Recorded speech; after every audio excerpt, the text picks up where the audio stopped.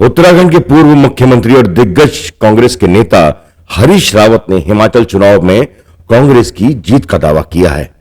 उन्होंने कहा कि हिमाचल प्रदेश की जनता इस बार वीरभद्र सिंह को श्रद्धांजलि के तौर पर वोट करने जा रही है। साथ ही हरीश रावत ने उत्तराखंड में भाजपा की जीत को लेकर बड़ी बात कह डाली है। उन्होंने कहा कि उत्तराखंड की जनता ने भाजपा को जिताकर प्रदेश के विकास की खुद ही हत्या कर दी है।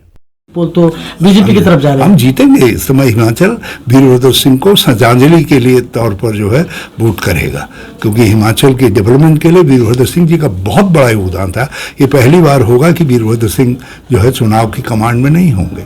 और वैसे भी हिमाचल बदलता है, हर साल हर बार बदलता है। इस बार जो है वो भाजपा को जयराम जी के कर देगा। सर उत्तराखंड से भी नजदीक सटा हुआ हिमाचल, ऐसा तो नहीं उत्तराखंड का ट्रेंड के हिमाचल में ना घूम जाए? कहीं कुछ नहीं घूमता है। उत्तराखंड तो जो है जबरदस्ती अपने डेवलपमेंट की हत्या करने को तुला हुआ था, इसलिए भाजपा के हाथ में दे दी बागडोर जो है। हिमाचल इस मामले में परिपक्व है। हिमाचल डेवलपमेंट के बुनियादी सवालों पर अडिग रहता है। भाजपा के समय में उसके बुनियादी सवाल कभी हल नहीं हुए, इसलिए हमेशा जब भी वो भाजपा को लाए तो दूसरी बार उन्होंने भाजपा को दंडित किया है। इस बार भी वो भाजपा को दंडित करेंगे। उत्तराखंड तो कौतिकिया राज्य हो गया है, तो कौतिक देखे उनको एक बार हम आज देख लूँ भाजपा का कौतिक देखे रही। और आज उसी कौतिक का परिणाम है केवल बजरी, शराब और जमीन की बिक्री, ये तीनों को ये राज्य चल रहा है। बाकी कोई गतिविधि बता दीजिए कहीं कोई गतिविधि हो। हरीश रावत यही नहीं रुके। उन्होंने रानी बाग एचएमटी की जमीन राज्य सरकार को देने पर जिस तरह सरकार अपनी पीठ थपथपा रही है, उसको लेकर भी तंज कसा है। उन्होंने कहा कि यह जमीन पहले से ही उत्तराखंड की थी, जिसे लीज पर उद्योग लगाने के लिए केंद्र को दिया गया था। सरकार सिर्फ और सिर्फ अपने प्रचार प्रसार कर राजनीतिक लाभ लेने की कोशिश भर कर रही है, जिसमें वो आने वाले वक्त में पूरी तरह से फेल साबित होगी, चाहे वो हिमाचल प्रदेश हो या फिर गुजरात के चुनाव। कुछ प्रचार तो सरकार करेगी ही करेगी, राजनीतिक लाभ उठाने की कोशिश है।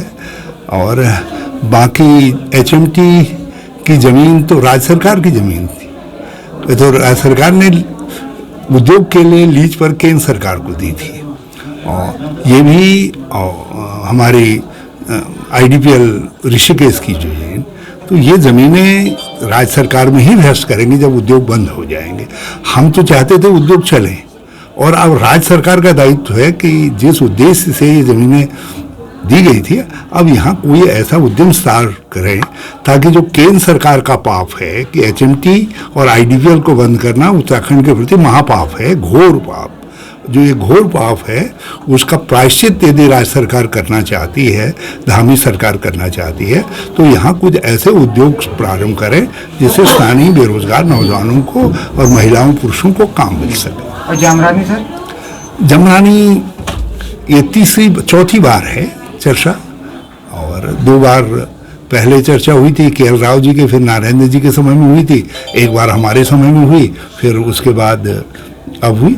जो एमओयू मेरी और अखिलेश जी के बीच में जो अंडरस्टैंडिंग बनी, आज भी वही अंडरस्टैंडिंग है, बाकी तो कुछ है नहीं।